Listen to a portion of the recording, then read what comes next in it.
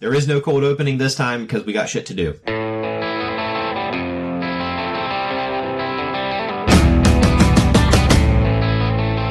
Hello and welcome to this episode of the Alien Familiar RPG podcast. I am Clayton. Kyle Perkins. KD. Jordan. Lanina.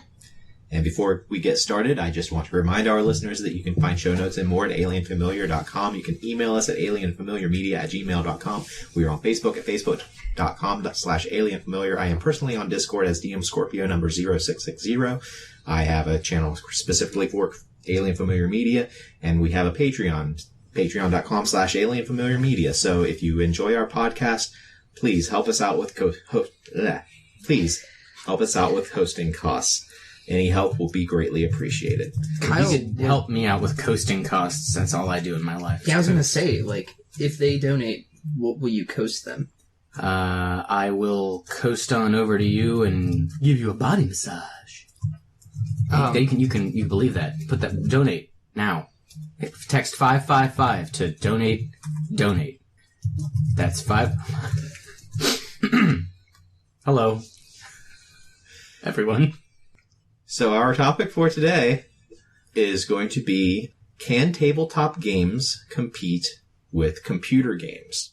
We gotta know. Well, before we started recording, someone engaged in entrapment and entrapped me in my yes, because it turns out that the argument was not so much that they're competing against each other. So let's tackle that first, shall we? Because I think this is a leading question. Well, I didn't write the question, Jordan. Jordan! Betrayal! What exactly was the wording of my question? Well, the original wording of the question was, the attention wars, can tabletop games compete with computer games? All right. And so the inspiration for this question for you was, can these games compete, attention-wise? Mm-hmm. So not so much and this is the way I interpret it when we were planning this out, I was thinking, the sort of tabletop versus computer wars, can tabletop RPGs survive the ever-increasing march of the advance of technology?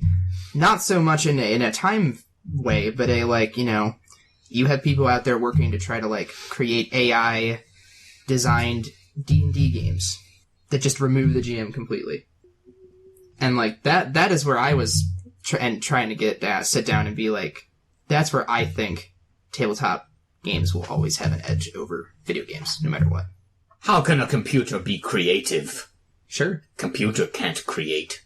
Computers are dumb. Yeah. I'm sorry, Kyle. I can't answer that question. I always knew. You damn robot. Beep, beep, beep, beep, beep, beep. It's cute. But, yeah, in my mind, video games, you're getting something totally different out of them than what you're getting out of pen and paper RPGs. And even if you're playing a RPG video game, there's still set parameters that the game has to follow. There's still a story, even though if there's, deviation from it, it's still there. You can look at, Mass Effect and Witcher are both games that had to sort of compromise on these sweeping statements about player choice. Oh, well, it goes back to Fables, That too, yeah. Peter Molyneux, this game is going to recreate the way you play.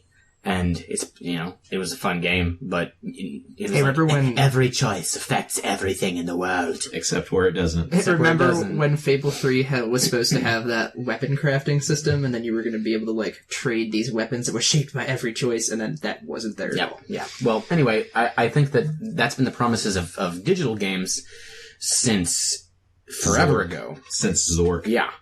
And hilariously, the biggest game I can think of is, and I've got talked about it in this podcast before, I guess I got a big dick for Daggerfall. The thing is some ridiculous amount of kilometers, as they say, across. And it's full of nothing. It means nothing to have this massive world, when there's nothing in it. And that is, I see what you're saying, that is an advantage. that pen and paper tabletop games will always have, here we go, 161,600 square kilometers, or 62,394 square miles for you Americans. It's half the size of Great Britain. Wow. Yeah, it's fucking-gantic. Like, you can hold down W and get on a horse and ride across it, and it would take you, like, a fucking, like, days in a real-world time. You're talking about the Elder Scrolls game? Yeah, Elder Scrolls 2, Daggerfall. Yeah. But there's nothing in it. But there's nothing in it. Yeah. And so, yeah, that is an advantage that I see pen and paper tabletop games having and always having. Because even though we are approaching, storage size that is, especially with like, cloud-supported download of areas that will just keep getting faster and better, you could theoretically create a video game the size of planet Earth, but no one's going to sit down and create that. And sure, maybe in a couple hundred years we'll have an AI that could create it perfectly and beautifully, but not in our damn lifetime, we won't. Game designer teams are getting bigger and bigger, and, the game industry is huge, the video game industry, and they're producing more games than anyone has time to actually play. So even if one game might not be enough on its own to replace, tabletop role-playing, you've got an unlimited amount of contenders there, and when you've got a team of, 50, 100, however many developers working on a title, one DM working for free is just not going to be able to create enough content, even if they're just improvising like crazy, to keep up with that flow of creativity. Well, if you're going to call the entire digital game sphere, which is an interesting thing to consider it, that is the planet. Like, if someone jumps into the world of video games, sure, actually, because of all of the games ever made, they do have a veritable galaxy of things to explore and do and games to play. And so that's kind of cool. I hadn't thought of it that way. But when someone jumps into one DM's world and they decide, okay, we're here at this city and we want to travel to that city, the DM doesn't have to build the world along the way. He doesn't have to build anything else. All he has to do is spend a week building out that next jump. And so by that notion, I think that a creative DM and a player group making interesting choices could just as easily have an entire world's worth of content, because it doesn't all that's always been the detriment to a video game. It's why, like HD storage, like Blu-ray versus HD DVD. I think it's why Blu-ray won out. It had like 60 gigs of storage versus HD DVD's 30 or 40 gigs. And, people recognized, holy shit, we can get a lot of world on 60 gigs of storage, but you still have to make the whole world, and then it's buggy, and then you release it, and then you fix some bugs. A DM just has to make one stop at a time. So you're basically saying... Last word, alright. Hey, thanks for listening. So you're basically saying, work smarter, not harder. Right. Yeah. This is more... For this particular facet of this topic, I think it's a draw. Sure. Because I hadn't thought about the entire world of video games, and that's a cool thing to think about too, that more video games are being made than any one person or any group of 10 would ever have time to play. But if you're going to consider that, then I think you should consider that, work smarter, not harder. You've got a DM making one jump at a time, 1 week at a time. You could play for eternity until you're, dead. And that sort of transitions into, when I was, shower thinking about this, as you do. Good place to have thoughts. I was just thinking, so many times I've turned tabletop games has been, there's a story I want to tell or experience that you're not going to get in a video game. And it is also just easier to do. Because, I know coding's the future and everything, but God, it's just not a pain in the ass. And, learning how to code and make a video game is a lot more time-consuming than sitting down and just stretching the old brain muscles and making a D&D campaign, I think. Yeah, it takes a hell of a lot more effort and energy and input and learning in order to make a computer game. Mm-hmm. I remember back in the 80s, a lot of the people who were making, in that boom of tabletop role-playing games, there were a lot of people who had originally gone into taking computer science and stuff like that to be able to make computer games, and just got frustrated with it because it took so much time and energy in order to just make the most simplest thing that the creative outlet wasn't in making this broad world. It was just in making these few pixels that did whatever limited thing that they wanted them to do. And now we're getting to the point where video games are able to do more, and you're able to emulate a lot of the things that a pen and paper RPG have been able to do in the past. But it takes exponentially more energy in order to create that content than what is possible with a group of people just sitting around the table, bullshitting, flexing their brain muscles, and creating a live, active story right then and there, versus something that, as far as we can foresee in the future, AI just can't do yet. You do get to reach a lot more people per hour of effort in video game development than you do tabletop development, though. Yes, but there's also the added benefit of the person-to-person, like us sitting around here and being a social group and getting that oxytocin benefit of being around friends, interacting with friends, versus whenever you're coding a computer game, you're sitting at a computer terminal focused on this screen, typing up all this code, and your benefit is mostly just monetary compared to the benefit that you get from sitting around a table. Not for me, but I understand it's not for everybody. I think there are some people who get a big old dick off of creating and becoming the Matrix. Well, there is a happy medium that exists, and there are creators and programmers that are creating platforms and softwares that allow you to very easily create and make these games without having to deal with programming. We found out there's a program called Twine that you can make like a non-linear story-based game that has multiple endings, that has different stories, and it's all text-based, and it's all, you have to imagine a lot of it. There's mostly sounds. It's almost as if the DM is in the computer. It's like choosing your own adventure. It's almost like it was super cool, and I've never used the creation tools, but they're supposed to be pretty easy, right? And it's free online. Not to mention an issue that comes up with tabletop games is finding time, because everybody's busy all the time now, and when you can't get that oxytocin and you have to, continue on with life, you can't be around your friends, you want to do something that inspires that creative feeling, and either making or playing a game that somebody else has made online that's just easily accessible, you don't have to go very far, it's not a lot of time, and you can, get that completionist feel by going through all the endings. And I think they both have a lot to offer to each person, but it just depends on people personally, the accessibility of each person. There are people that don't have enough friends to do a tabletop RPG, which is rough, but understandable. There's a JavaScript library called Phaser that I would put the complexity somewhere around what you could reasonably teach like junior high school students to do, and it allows you to make games that are, I'd say it's equivalent to maybe like Super Nintendo level games with a fairly modest amount of programming. It's got a whole lot of stuff that, is built in that you'd have to do over and over again, sprite animations and things like that, user input stuff. So you don't really have to write your own engine for physics or whatever. It's like already baked into it. So it is easier to do this kind of thing now than it's ever been. That's not even to bring up like Unity and those kinds of things that are more complex, but still far easier than doing, assembly level programming on a Nintendo 64 in 1985. Really quick before NES, before it becomes irrelevant, I was going to say that it was a good counterpoint to, there's nothing like sitting around with a group of people and creating a story together.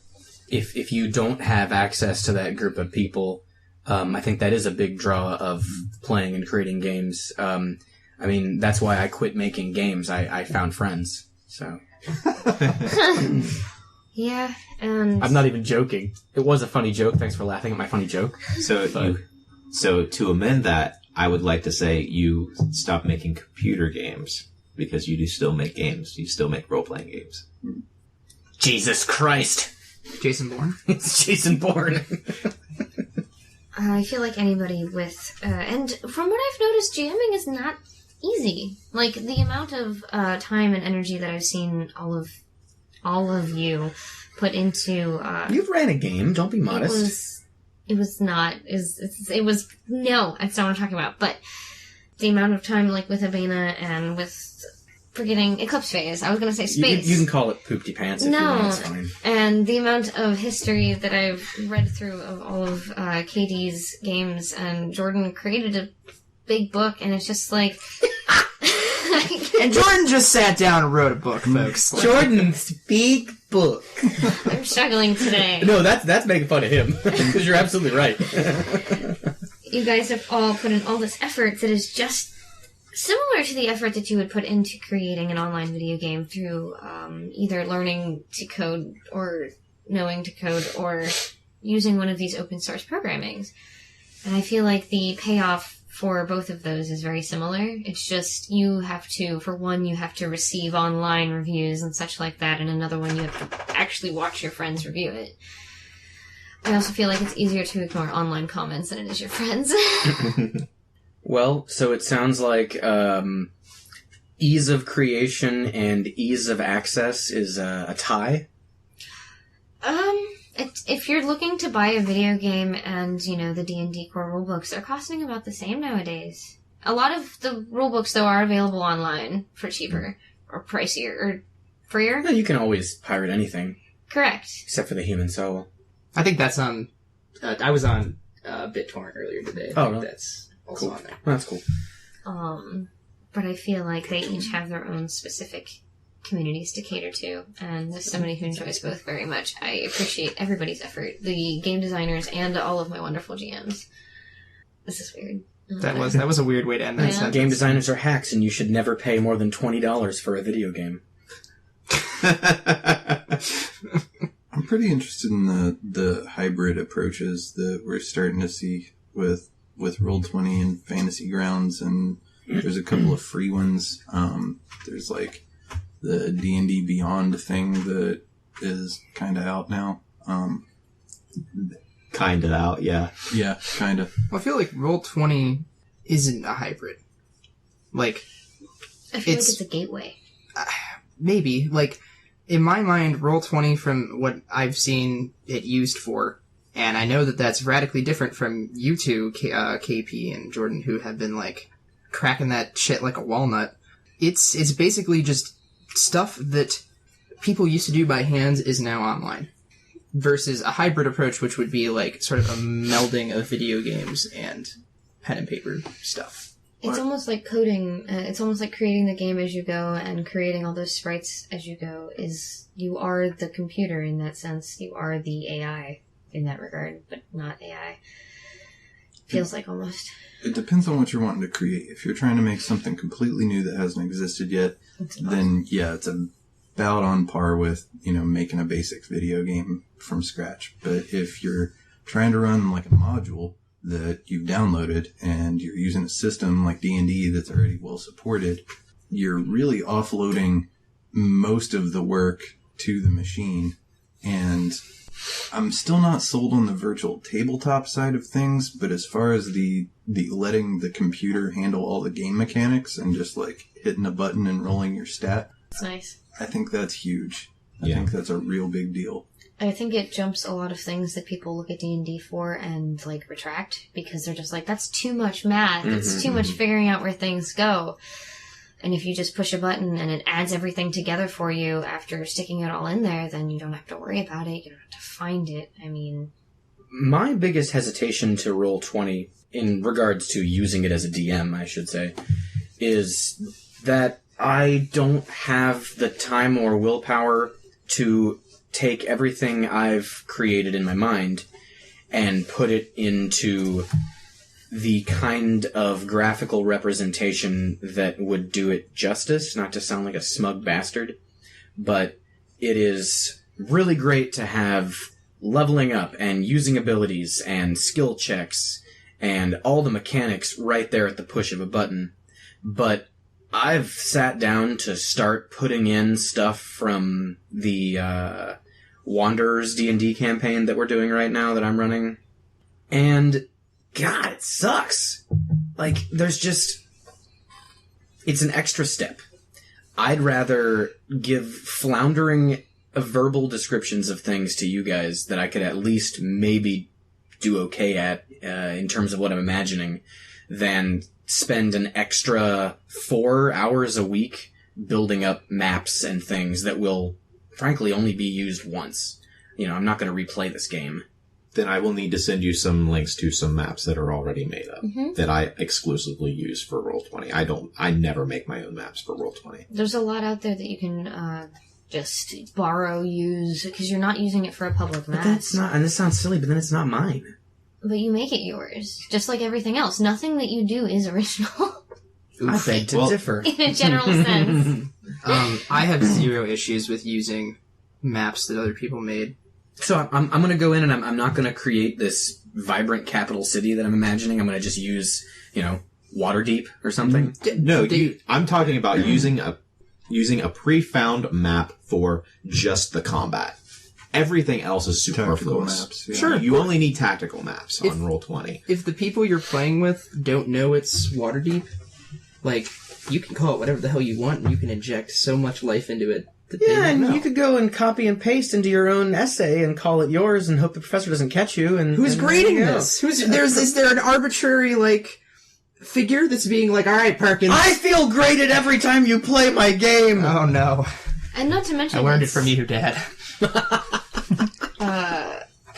When people find out that they're using if somebody used some old material that you uploaded and they're using it to birth this new thing, this new idea, and you're just like, I thought nobody would ever look at that again. Goodness, you're using it for a new thing, and it's just things are growing and expanding, and some of my best ideas, honestly, have come from somebody else's starting point. I steal 95% of my ideas for role-playing games from other sources. What you're describing will never be what you see to us. So no matter what you do, it'll never be what you want it to be for us. When you describe a tavern, we already have a preconceived notion of what a tavern looks like. Mm-hmm. And you may add a few things that, change minutia about it, but our preconception of what a tavern is still going to be the same. It's still going to be the basis of what we're imagining when you say we are whenever we're in a tavern. And it's the same thing as using a generic pre-generated map and plopping that down in front of us. It's as simple as if I say, the color blue, we probably saw 5 different colors. I'm not sold on the virtual tabletop for combat. I think the virtual character sheet is clearly superior. But I agree with Kyle, even using, pre-made maps or whatever, it's slower to sit there and, hand over the mouse and keyboard or whatever and, click around with their, ridiculous interface and do all this kind of stuff. I think for for combat, I still prefer theater of the mind kind of things because, it's a lot more dynamic and quick. But I love, for spacing and all that. Yeah, I don't know. I guess different games have different requirements, but I love what you do and, what's I think is pretty good practice. Basically doing slideshow kind of stuff, having a big screen there, here's what this huge thing looks like. That's awesome. I don't know if it's that necessary for a grid, but it's cool for here's a weird object that would take a long time to describe and you still probably wouldn't really know what it looks like. Mm-hmm. But it takes the same amount of time for him to look it up on his computer and find it and have it up on the screen as it would to find it on the internet and just drag it and drop it into Roll20. Well, whatever the method is to display the thing, I'm just saying that's a visual element that I appreciate. I'm just saying that the visual element there in that instance is comparable to being a physically in-person thing and doing it virtually. Mm-hmm. So is there no other choice for augmenting pen and paper tabletop games with technology than to try to create a basically turn-based video game that is DM versus players, because that's what Roll20 is essentially. Like, maybe not quite, but that's kind of what they're going for. I feel like a lot of tech augmenting pen and paper games are going for that, where the computer takes care of everything. You find pre-made maps and whatnot, and you add in your own creativity, of course, but you have a DM on its turn, moving, dragging, dropping, changing, and then turns kick over to the players. That's where we're at right now in terms of assistive technology for D&D. Is that the only avenue? Is that the only thing we can do? I just feel like, and this is maybe not for the podcast, but I feel like what you two get out of Roll20 is the exact opposite of what I get out of Roll20. I feel like it's not so much as everything is on there as it is like a helpful aid, such as like when we were using the physical map. Like every other time we were sitting here and talking, and we weren't like seeing the walking happen, but we were imagining it happen. And we didn't see us swing the axe, but we were swinging the axe anyway. And so it just helps like baseline what you want to see, and then it grows from there. It's basically like the seed, and then we've got like a big tree of a game pulling out of it, you know? I do see what you mean, where you're like, because when you do boil it down, you're right, like the GM is like inserting character art and like moving enemies around, you know? I guess, and so I can agree with that, in a way. But at the same time, isn't that sort of what you do in a pen and paper game already anyway? Like, yeah, you're not physically, unless you have, like, figures, I guess, you're not physically moving stuff around. But if we're doing Theater of the Mind in, like, your game right now, and we're gonna get into a fight, right? You're still predicting where the enemies are, how they're going to act. It's still boiling down to this sort of, you know, GM versus player dynamic in that specific instance anyway, right? Like, for me, I think Roll20 is just, hey, you're not all in the same room? Great. There's a place where you can gather up and do this, you know? Well, that kind of answers my question. So, also, assistive technologies are allowing players separated by geographic distances to get together. Which is my favorite And that's cool. That's very cool. Are there any others we can think of? I'm trying to get back to, like, the heart of the topic, because we can, you know, discuss our own personal D20 preferences till the cows come home. I've never had Have the cows ever been home? I don't know. We don't have cows here. You ever owned a cow? No. Anyway, I don't know. What is D&D Beyond? I heard you guys mention that a little bit earlier. Just like, I only know of D&D Beyond as vaporware, so I really don't know if there is anything that has been promised that has actually come out for it. Oh, so it's like a The last I illusion. looked at it, which was not long ago, pretty much all it is right now is a rules reference. But it's supposed to be, I mean, basically a knockoff of Fantasy Grounds and Roll20 that Hasbro's just undercutting other people with. Nice, great. This is something that was announced and was going to be at launch of D&D 4th edition. So, so they still haven't quite gotten it nailed down. Yeah, they're really plugging away on it. The farthest they ever gets a character creator and a rules reference, and that's as far as they go. For a minute there, they had an MMO. I do remember that, oddly enough. So I guess there's not anything that's like, you have a character creator, you make a character, the GM, like, has NPCs they can insert that are, like, you know, already fleshed out 3D models and stuff. Like, I don't think there's anything like that I know of. And I, to be honest, I don't know how I feel about that idea. Like, I think that's the future of where these like, sort of, how did you phrase it? It was like, assistive technologies. I think that's the future of where assistive technologies would go, is like into this 3D realm of kind of like it's an MMO, but your GM has like control of like assets and You're talking like VR stuff? sorta, yeah. Oh, that's even a more elements added on that I hadn't considered. It's like LARPing, but more techy. I think that's where it would go, but I don't know if any, and there could be something like that exists. I don't know about it, but I think we got a ways to go before we get there, because the tool set that would have to be available to the DM to keep that moving in a way that wasn't just obviously ridiculous, it doesn't exist right now. I mean, I think something that could be fun to play with is like the idea of how we usually have like the map up or the map on the table. I don't know if you remember smartboards. For some reason, they died off. Too expensive for schools or something. Oh, you had something like no, they didn't die. They are purchased by en masse for entire states now. All the schools I taught at in West Virginia had the old projector style smartboards, and right before the grant ended and was actually pulled, they were transitioning over to a new line of smartboards that were just a big TV.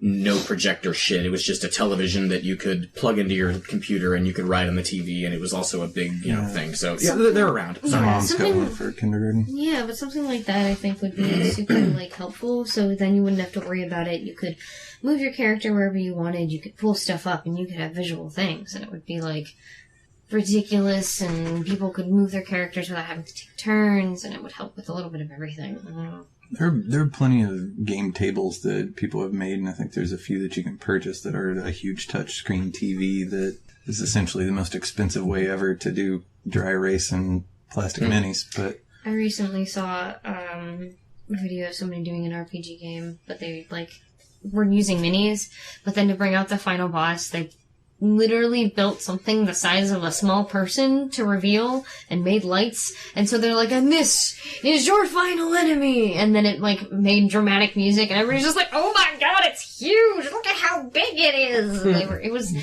a pretty nifty reveal. Stuff like that I just think is so first cool. round crit, sad DM.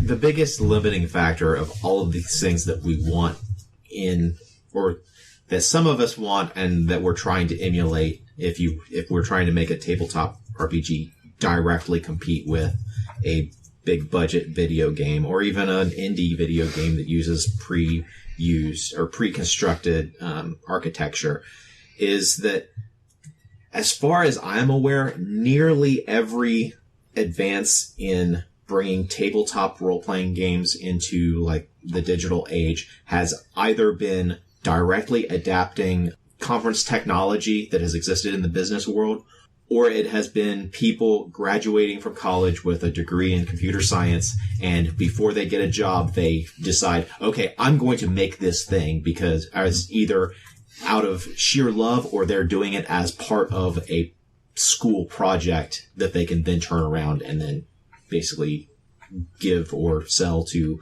the gaming community as a whole. The biggest limiting factor is going to be just the fact that this is a niche market of a niche market, and there isn't the funding to get that shit done. And the amount of funding that would be required to get that done isn't going to be made back with the people who would buy it. That's true. So we all need to win the lottery and become angel investors. Yep. All of us, and then we win. Perfect. Something I actually read online was that when they saw things like board games and tabletops taking a rise for an increase, they also saw that the price of living was also going up, so people were making less money, and they were video game tech was less available, so doing things like tabletops is definitely more financially available, and so it's just we're a bunch of sad poor nerds. I hate to sound like Reading Rainbow, but you always have your imagination. In more ways than one, probably. But hey, I think kind of what Clayton's getting at, that's one of the fundamental flaws that's always been there in the role-playing game industry as a business model, is that you buy the book one time, and then you really don't have to spend any more money to have years and years of enjoyment out of it. That's what's cool for us. That's what's not cool for making it else. a sustainable business model. I rarely hear of tabletop role-playing game designers that do that as their primary source of income. Yeah. There are very vanishingly few game publishers that are self-sufficient. I mean, I love... You mean tabletop game publishers? Tabletop, yeah.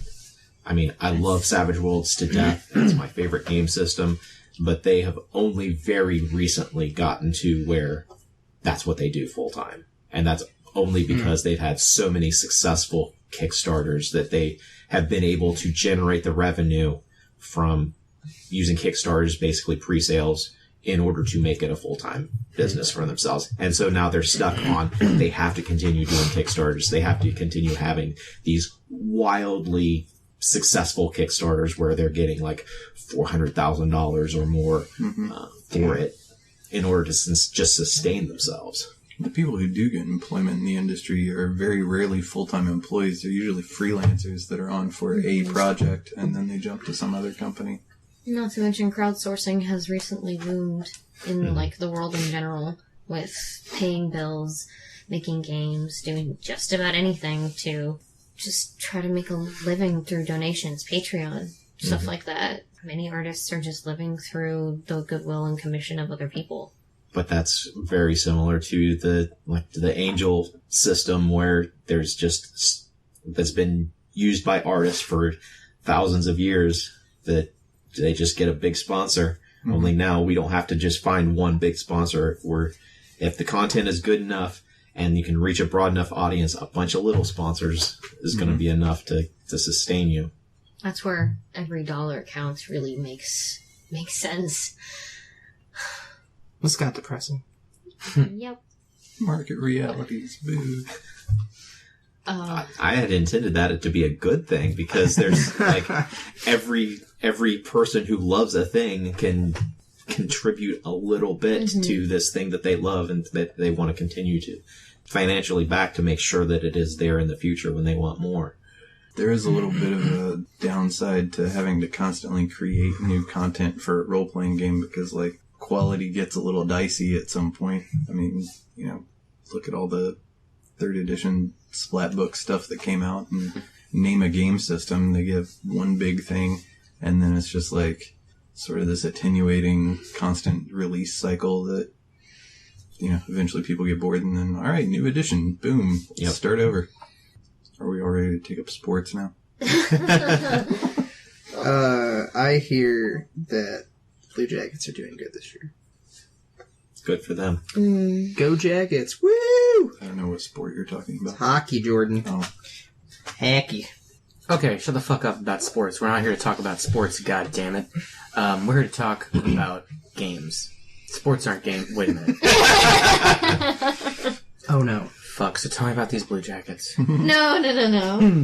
What about, let's get away from games for a minute, what about other technological distractions that can provide the same, like, friendship, challenge, a system of leveling up, a system of points and rewards, indeed the ability to be creative and even perhaps make money. And I'm talking about Facebook. I'm talking about the Book of Faces. Yeah, that's probably the most widely successful game that's ever been created. The game of life. That's really meta. Okay. But I'm saying, yeah, how can we compete and are we being bested by Facebook? Yes. Yeah. But, Clearly. like, I know I'm dumb, but I just don't consider Facebook a game, I guess. I think this argument is like comparing apples and bacon. No, man. You think about Facebook, you think about how many selfies do you take before you pick the one to post? And how often do you check to see how many likes, ha-has, loves, sad faces, Look, bagels? I don't know what else they measure. Currently in a society where immediate and either good or bad satisfaction is preferred over long-term anything right now. You even said you would rather attempt to give a description that you don't know if anybody would understand than spend the extra time to make art. And that's how... Okay, that's different. No, it's really not. Like, chemically. The body, the brain itself is always just like, I want to be satisfied now. And the reason I think that tabletop RPGs are never going to reach that stimulus is because it takes all that extra dedication to make a character, to build a character, to trust your character, and to stay with that character. And to actually meet up with your friends, be it digitally or in person. Etc. And it doesn't take any effort at all to take a fucking selfie and put it on Facebook. It doesn't take any effort at all to play a video game that was posted at midnight. Yeah. Facebook is a game. Like Facebook and presenting yourself on social media and keeping up with people and like, we probably don't all use it this way. I don't know many people in person and that I call friends that use it this way. But if you look at Instagram personalities and people who literally get their competitive, socially rewarding enjoyment, not from a game, but from the social media sphere, I don't know. It sounds wacky, but I think... No, you're absolutely right. They hired psychologists to design it specifically to do these things, to have the semi-randomized reward, the, competitive structure, the, pleasing feedback. All these things are things that video game companies also invest in, and it's to get you hooked on that, dopamine, serotonin, cycle as you continue interacting with this thing. And it evolves outside of social media, outside of video games. There was a study done to see gossip does to people, and there's been signs that it shows you have a more positive reaction to hearing bad gossip about somebody than you do hearing good. It is just the way that society has trained all of their people. Oh my god, we're all Ben Franklin. We're all gossip-loving bitches. That's the first name that comes to mind when I think of gossip. Right? God, Ben Franklin! God, I want to talk about that war he had with that other almanac competitor. Oh. He destroyed that man. That man is dead now. Well, he told people he was dead before he was. And when the guy was, publishing in his own journal and shit, I'm not dead. How dare Ben Franklin say I'm dead? Like, the ghost! He was like, the ghost of this man is talking at me! Motherfucking messy bitch who loved drama, Ben Franklin. Anyway. With a basement full of skeletons, literally. He wanted the national bird to be the land turkey. He did. Yeah, he did. That turkey's a respectable bird. Tasty, too. Could you imagine Imperial America, but instead of having, all the eagle imagery, it's just... Fucking wild turkey. How do we get off on this stuff? This one was actually me. No, it was Kyle for bringing up Facebook. That's related. That was a the fair topic point, that though. I thought we were on. Okay, I guess that's... Okay, there, we'll bring it back around. Facebook feels like real life. Poor Richard's almanac versus this other no-name guy's almanac, that felt like real life. We always seem to care about, gossip and keeping up with the Joneses and the neighbors and real-life drama. And yet we've had tabletop RPGs for decades. So maybe it's a moot point. Before the earlier point gets discarded, my rant tirade was the fact that PC games, video games, technology games will always be more immediately satisfying than tabletop RPGs. Yep. More immediately satisfying. It's because you don't have to wait. In a tabletop role-playing game, you have to wait your turn. Even for one-shots. You have to wait a week.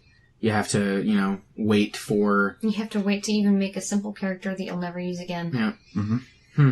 But my point is that it doesn't matter that this thing that is Facebook, this thing that is this interaction that you're all talking about, is not a direct competition, because writing has been in direct competition with social gatherings for as long as writing has existed.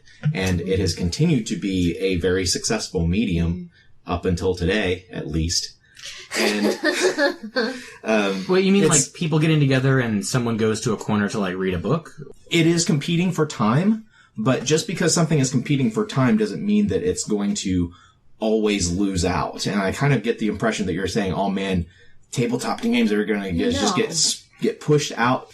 They're going to be overwhelmed by this thing that is Facebook and this thing that is video games. And I still see it as being this market that is going to exist despite all of the other things that give us the immediate rewards and all of that. I still don't see it as being direct competition. Let me throw this out here. How many times have we been sitting around playing a tabletop role-playing game, someone takes their turn, and before the next person in line even has their dice in hand, that person's phone is up on Facebook or Instagram or whatever the hell, and stays there until it gets back to their turn, and then it's like, what happened? Oh, man! I'm sorry, I had a little something stuck in my throat. It makes you sound like an old man, an old shitty person for saying it, but I am old enough to have played RPGs in college when we didn't have smartphones. We had highly advanced flip phones that could access the internet with physical keys. Slide phone? Blackberries. Oh, God. Motorola Crazers. I don't know. What happened to those? But my point is that no motherfucker pulled out Dune and started reading it in between their turn at an RPG night. Like, and I know that a lot of people who are like, "Mer, kids are staring at their phones. Mer, you've been staring at books for thousands of years." Like, it's not a comparison. It is not a comparison. And when you've got people pulling out these devices that are connected into a vastly addictive network of things, obviously we've managed to make it work. Like, sure, you know, I'll get after you guys. Yeah, I've been gotten after before for being on my device. It happens. I'm not saying it's gonna. I'm Clayton. I'm not saying it's gonna kill and edge out RPGs. I'm not. But you did literally take all of our phones for the cabin outing and put them in a tub. Yeah, there's a reason, and I believed in it. But it is a crazy thing that has never happened before, and it is always there. It's always there, unlike a book or something else you're doing. And I'm done now. You were not wrong. It won't die. Like, things will not fall out of fashion. Not fashion, but it won't ever win in that regard, you know? It's gonna get stuck in this niche place because of that immediate satisfaction desire. I do think it will be around for a long time. It has been.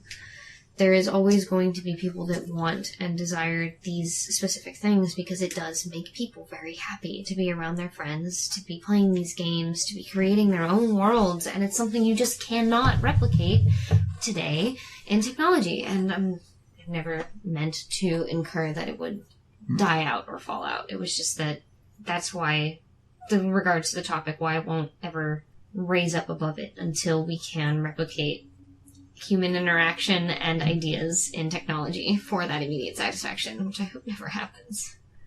But having the phone and having Facebook right there that you can just, as soon as your turn is over, flip it open and start doing whatever, that's no different than 25 years ago sitting around the table and two people just immediately starting talking, whispering to themselves during the course of the game until their turn comes back around. And that's something that I'm still seeing sometimes happen in our group, where two players, like, after their turn is over, they'll start chatting a little bit until their next turn around. So I don't see it as any different than that.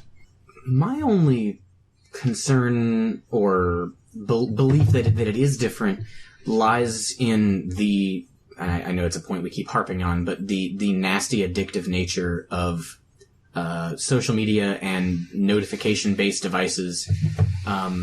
You know, when you don't use an app for a certain amount of time, it's going to send you a notification to be like, "Hey, open me again, play with me." And you don't know any people like that when you're sitting right next to them. Hey, fair, open me, play with me. But it's a lot less immediately and obviously socially reprehensible to quietly, with your notifications off, pull out a screen and look at it and touch it, than it is for me to be like, okay, Kyle's turn is over. It's now Jordan's turn. Dude, so how the jacket's doing? Like right here in front of the rest of you, Clayton's DMing, you're waiting on your turn diligently. Like Jordan's like trying to roll something. And like I think that in that situation, it is, and you are right, distractions have always been there, but I think there's just something nefarious about these phones. You're all fucking Luddites.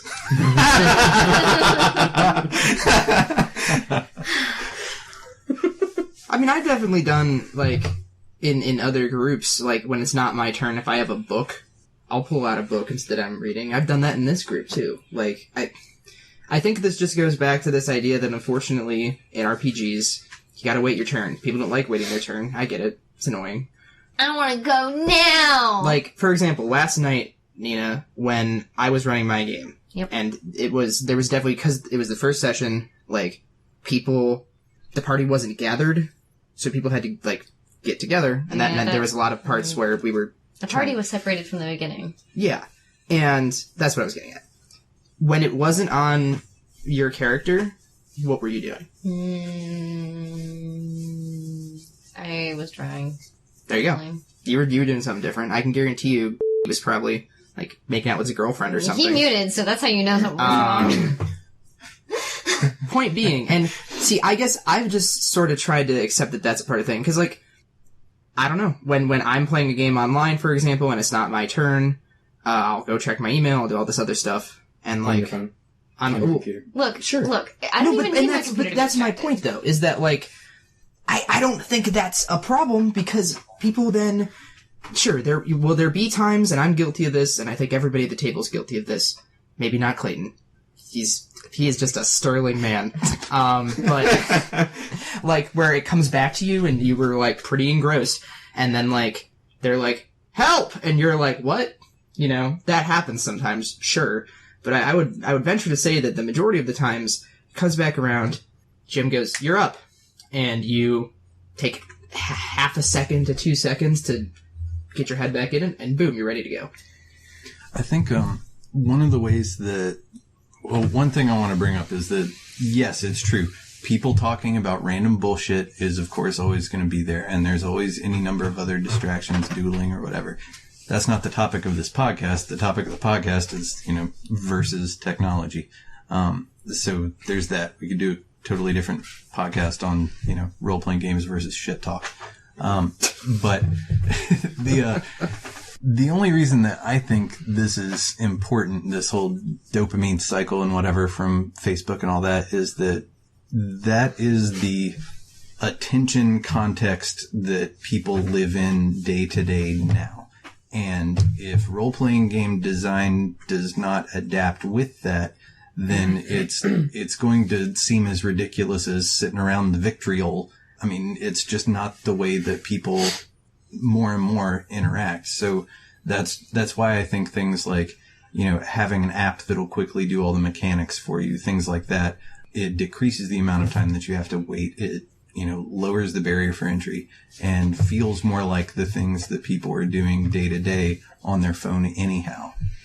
Something I've been waiting to say is that it felt exciting and different to have our phones confiscated at the retreat.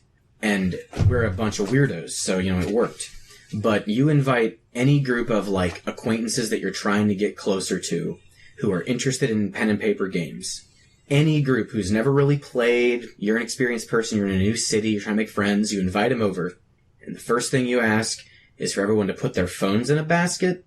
You're gonna get at least one person who refuses, flat out. You're gonna get a couple of people who, like, nervously laugh. You're gonna get maybe a couple of people who are like, oh, how interesting, how they had the monocle in their pocket the whole time. Like, yeah, but you...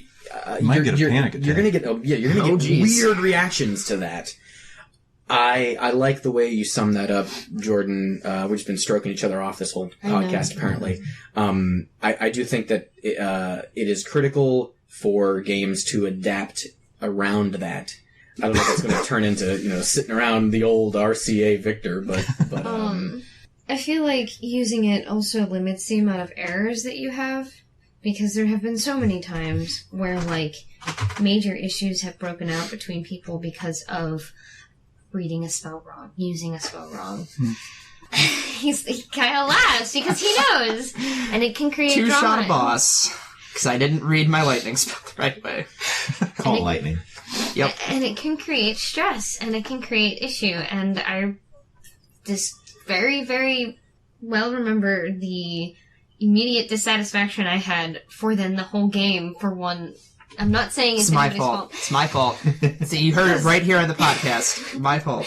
Because of one thing that just seemed to ruin everything, and it's the fact that a small mistake can mess everything up is very problematic in how people think anyway, but it's how we function, and if we can avoid that by clicking a button and say, hey, roll this, and it tells you what it does, it explains how it works, and you're just like, I won't, one-shot the boss and ruin everything that the last month has prepped up for.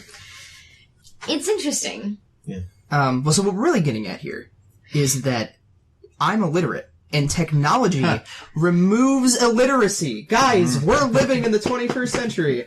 Wow. Xanadu. It also has both a more able ability for those who can't do pen and paper RPGs or can't, leave home as often. It definitely makes things more accessible to do things online. Granted, it does also limit that because there are some people that can't, do computer things, but it's like good both ways. You're talking about people with disabilities, for instance. That's true. That is very true. It's gotta be very hard to make it here, or make it somewhere every week if you can't walk, if you can't, hold a pencil still, or such along those lines.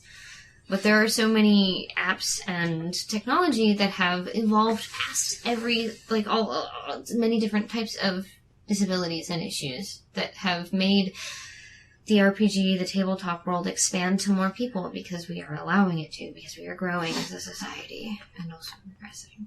I agree with that wholeheartedly. However, I also had a thought that tied back to our kind of back and forth about, speaking during the session, right? It's sort of disruptive, and it's, Is that what you were texting about just now? Yeah, I was the point that you're about to make. I know exactly what I'm saying, Jordan. Fuck you. In an online situation, right? People don't mind so much if you're drawing, or if you're checking your email, or if you're doing other things on your computer, right? But a big no-no is if someone finds out you're watching a YouTube video, or you're on Twitch, And I've definitely had it where someone How does one get on Twitch? What do you mean by that? Legitimate question. Twitch.tv. You're streaming? Yeah. So why would you be streaming? No, you're your watching game? a stream. And you're typing in the streaming Twitch chat. Netflix. Okay, I'm back. Yeah. We're back. I hate everything. Oh, hang on a minute. I haven't taken my Metamucil. To finish this out, though, I thought that was an interesting thing. I've been in situations where, the video that they're playing is, played through their mic on accident, and everyone kind of stops talking. It's just hey, can you, not be quieter? I think there are things that are okay, and there are things that are distractions, sure, but are less so and are easier to come back from. And there are still taboos, and I think a taboo is still in person. Two people having a conversation even though at a low volume, and online it's engaging in some sort of non-passive media. Think about it in here. If I were to have a side conversation with Clayton while you were talking, it would be really, really shitty. I think one interesting thing that might be possible, I've seen attempts at this on tabletop role-playing games to combat this, essentially playing single player games versus this DM and taking turns in doing so, and then just sitting around doing nothing, between turns, is figuring out systems in combat or whatever that require multiple people to be doing things simultaneously. The best example that comes to mind is the old Hunter the Vigil game had group tactics, a bunch of different ones. You would take them sort of like feats or merits. That's what they were. Group level merits where, this person's going to stab the vampire with a stake. This person's going to throw a net over him, and this one's going to hit him with a Molotov. And you all have to do your thing in sequence for it to work properly. And, then a couple of humans can take down some supernatural thing. So I don't think there's that many examples of it in other systems that I can think of right now, except for just your generic, cooperation role.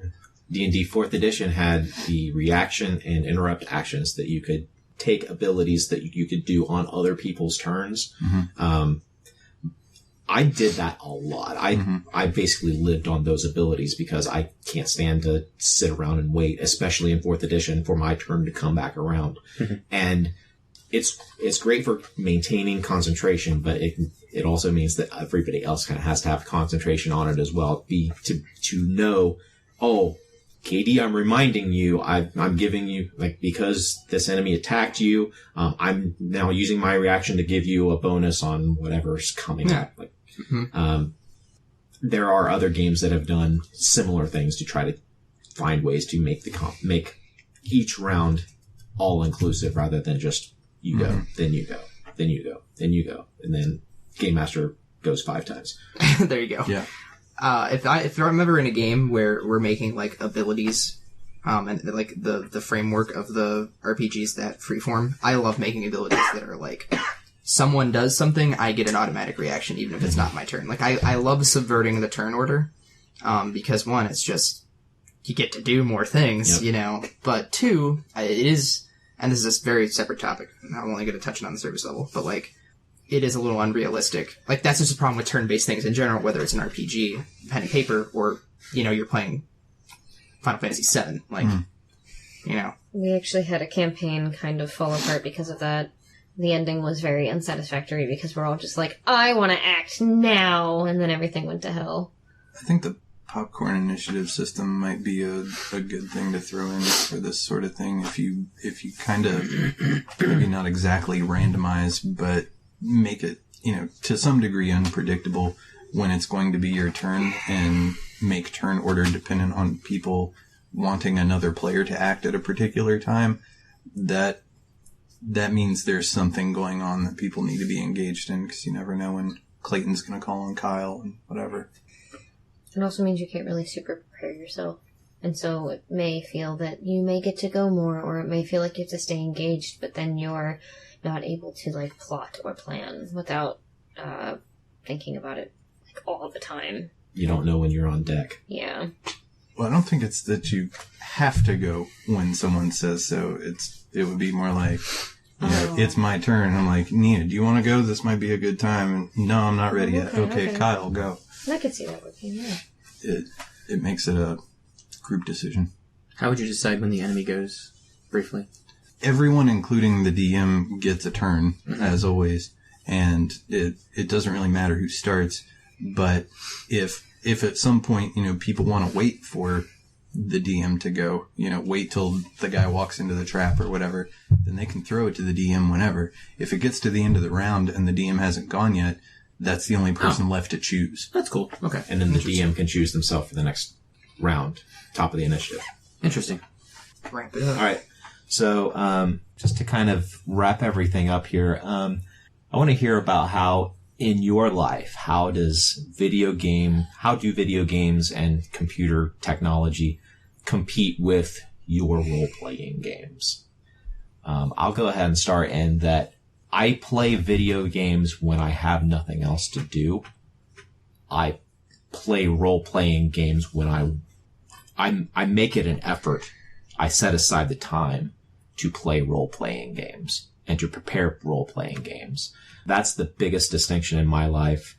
And all of the technology that I have, like I have a million bookmarks in on my desktop of all of the different resources that the sum total of all human knowledge to this point has given me. I could not run as good of games as I run now 25 years ago.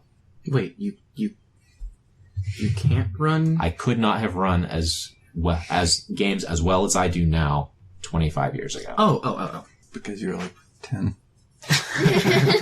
Yeah, we'll say I was 10 then. My point's very similar to Clayton's. I schedule once a week, and if I'm, you know, I guess I'm 30, flirty, and thriving, actively looking for other games to play in, and I'll schedule time for those too, winky face.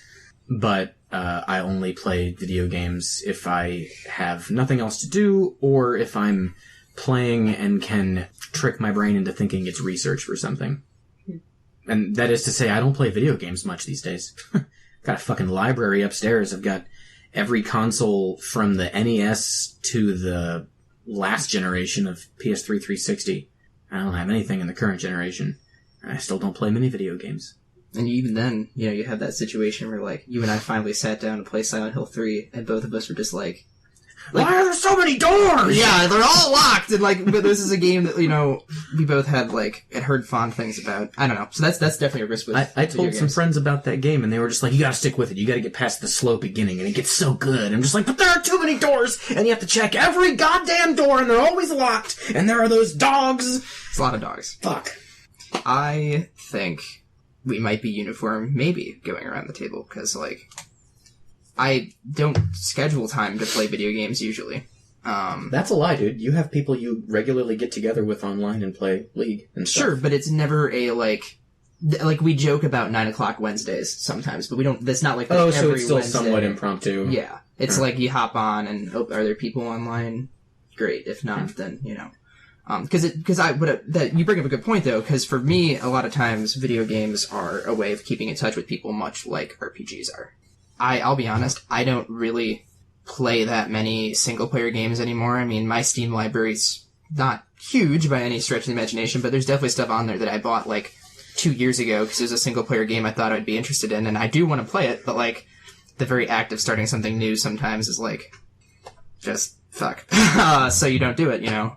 Like, if I have an hour to kill and I don't want to do work, I'll pull up fucking Crusader Kings and, like, that's literally just a time waster. Like, I'm not earning, like, you know, I've played so much of that game, I've done pretty much everything I can, like, but it's just something to do to, like, kill that hour, I guess. So, for me, both video games and tabletop stuff are ways to sort of stay in touch with people, but also have a little creativity. You know, we'll do some stuff. So, I have no social media whatsoever, so I just haven't allowed that to be a part of my life. But I don't have time for video games pretty much ever. When I do, I go back and like play an NES game on an emulator that I didn't play through all the way as a kid, and you know, get a little ways and save it, and then go back to my drudgery. But yeah, I'm like you, Clayton. The playing game night is something that I jealously guard, and that's what I want to be doing for that. Maybe things will loosen up later. I actively plan most of my life. We have a plan. Me and Kyle often now we have a one-player game that we're playing right now, and we actively plan when to play it. If it's a game I really want to play, I will make time in my week, and I have to do it days in advance to play it, or I lose sleep. And sometimes I do just jump online when things are there, but with my current schedule, if I have free time, I'm studying. And without that, when I get too tired to study, I usually sleep or watch TV. So I actively have to say, I'm going to play this game. Like, I planned after class this week to continue a game I started at 1 a.m. and finished it then in my car before I went to work. I actively planned that because it's just, I really enjoyed the game itself when I started it, and so I had to actively pick a time to play it or it would just die out. So currently both are time requirements that I have to put aside in my week to do. But they're both fun. And I do get to do it. I think that there, and we don't have to get super in this, but I think there is an added dimension here of movies and TV. You know, I know you and Jordan watch quite a few movies. You know, I consider myself a big movie guy, but like honestly, I don't watch that many movies anymore. There's a bunch. My video game backlog is nothing compared to my movie backlog. Hey, Kyle, dude, I got a free evening. You do? Oh, cool. Hey, you want to watch some movies? He comes out of his room with 40 DVDs. Yeah, like, I have a huge document on my phone that's at this point now 10 pages long of movies I want to watch and haven't been able to watch, and I'm constantly adding to it. So I think it's just a division of what you're doing with your time. Time management's a skill, guys! Well, not even, well, yes, but like, you just admitted that you'll sometimes default to watching YouTube or watching TV. And like, you do a little, we don't really do TV, either of us, but like, you do some YouTube from time to time. And, catch up on the latest donkey vid. Sure. Know. And like, Netflix is a big thing that you're sort of getting back into a little bit, like The Office. Somewhat. So, anyway, I'll let you talk now, Clayton. We've just got geek things if people have things. Well, somebody is very excited, so I will let you go first, Lanina. So, Toby Fox released a new game very suddenly on Halloween and literally told nobody, just posted it on his Twitter, and it's called Deltarune, and apparently he's been in progress with it since 2012, and Undertale came out in 2015, and it's not like a sequel, it's not even a prequel, it's a completely different universe than Undertale, and it is just a demo. It is not technically a full game, but it is the most I'm so excited for the full game, and it's ridiculously fun. It's currently free. It took me like 4 or 5 hours to play. I did almost everything. I missed a secret boss, but alas, I shall go back and do that. I highly suggest it. I can put the link with Clayton, but like you can buy the soundtrack online. Toby's gonna be working on it over the next couple of years to rise it up out of the ashes, but he's even decided, like, because Undertale he created all on his own over the course of a few years, and he created this original demo of Deltarune, which is an anagram for Undertale. It's dumb. Fight me. Tom Marvolo riddle. I hate people who think they're clever.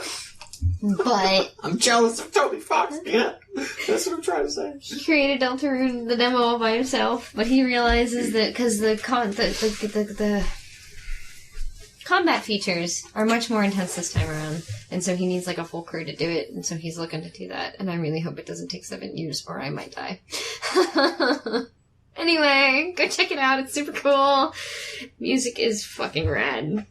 I love Toby Fox as much as a shithead and weeb that he is. I've got two. One of them is a TV series that Netflix is developing, The Dark Crystal Age of Resistance, which will not have any CGI. All of the creatures will be puppet effects. That's cool. Hell yeah.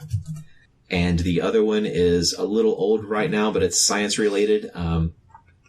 There's actually two parts to this. In 2015, one of the daggers in Tutankhamun's tomb was discovered to have been made from meteoric iron. Well, this got a researcher to thinking, well, this was made in the Bronze Age. So I wonder how many of the iron tools and weapons and things that came out before, like iron smelting really caught on, were made from meteoric iron. He didn't find anything that wasn't. Whoa. Wow. So this is the real life origin of the myth of magical weapons, where back in the Bronze Age, you had this special material that came from heaven and held an edge better, was stronger, was more resistant to bending, and was way better than any of the other weapons that were available at the time. This is fucking real life. Years to collect enough fucking meteorite chunks to make, probably. That's pretty cool. Probably. Wow. Fucking star metal. Neato. Huh. Badass. I got two. One, November 13th, Last Crusader Kings update ever is coming out. But it's going to be huge. It's going to be awesome. It's changing the game completely. Looking forward to that a lot. And then second, a acquaintance, I guess, has recently started a Kickstarter for a sort of adventure module for tabletop games. It's called The Ice Kingdoms, The Fires of Searcher. And it's got a Kickstarter. Go check it out. If that's, if you're liking supporting, Is it for a particular system? I think it's kind of generic, but there's more information on the Kickstarter. So if any of that... You may as well say their name. I don't know. Someone I know? Christopher Barnhart. Nope. Oh, yeah. So the Kingdoms of the Ice Kingdoms, the Fires of Mount Surtur. Surtur. I apologize if I'm mispronouncing that. But yeah, it's on Kickstarter, and this guy has been a part of a local gaming community here for a while, and yeah, I think it'd be good to give a little bit back. So I got two things, I guess. There's a movie suggestion on Netflix. It's called Apostle. I don't think there's a B in it. Very Lovecrafty, kind of like it's 1900, 1905, something like that. Guy finds out that his sister has been kidnapped by some cult and taken to this weird little island off the coast of England someplace, and he's got to go blend in with the flock in this weird commune that they're building there. And it's weird, it's brutal.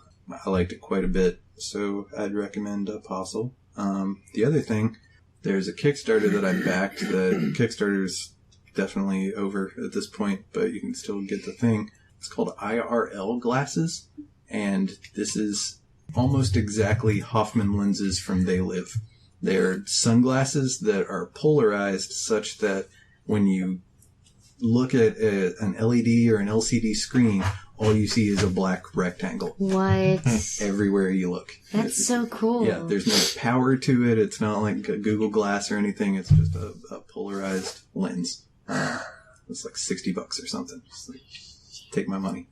and they're also just legit sunglasses. So, very cool. I believe you do that too.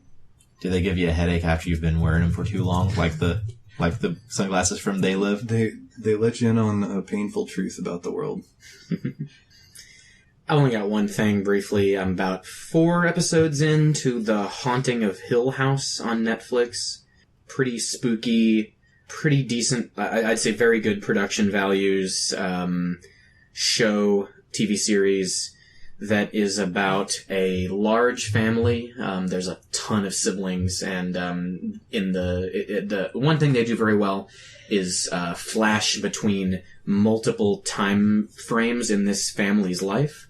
With about half the show, or maybe a little less, spent back in the 1970s when their mother and father bought this massive, spent everything they had, and they're house flippers, and they spent everything they had earned on this massive, completely furnished, the owners just, I think, died, and the house has a family that has been like servants to the owners forever. They live in a different house down the street.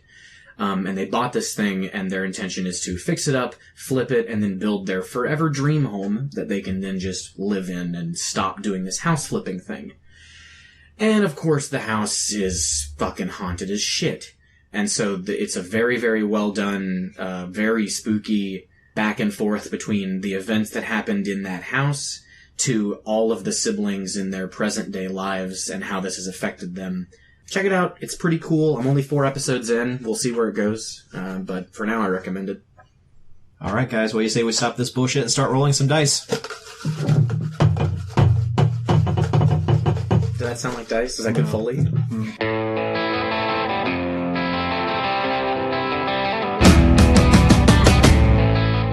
This has been a production of Alien Familiar Media.